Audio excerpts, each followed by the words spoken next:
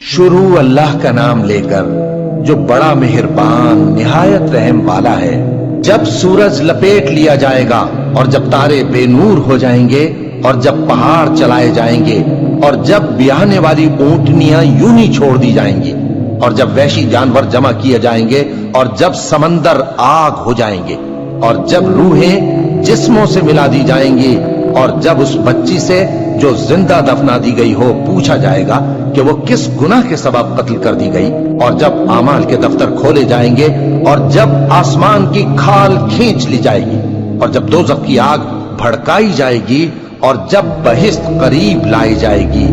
तब हर शख्स मालूम कर लेगा कि वो क्या लेकर आया है। बस मैं उन सितारों की कसम खाता हूं जो पीछे हट जाती हैं और जो सैर करते और गायब हो जाती हैं, और रात की कसम जब वो फैलने लगती है और सुबह की कसम जब वो नमूदार होती है कि बेशक ये कुरान उस फरिश्ते आली मकाम का सुनाया हुआ पैगाम है जो साहिब कुव्वत है, मालिक अर्श के यहाँ ऊंचे दर्जे वाला है, सरदार है, साथ ही अमानतदार है। और मक्के वालों, तुम्हारे रफीक यानी हमारे पैगंबर सल्लल्लाहु अलैहि वसल्लम दीवाने नहीं हैं, और बेशक उन्होंने इस फरिश्ते को आसमान के खुले किनारे पर देखा है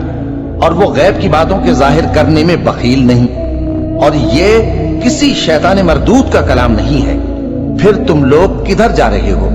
ये कुरान तो तमाम जहानों के लिए नसीहत है, यानी उसके लिए जो तुम में से सीधी राह चलना चाहे, और तुम लोग कुछ भी नहीं चाह सकते मगर वही जो अल्लाह रब्बुल आलमीन चाहे।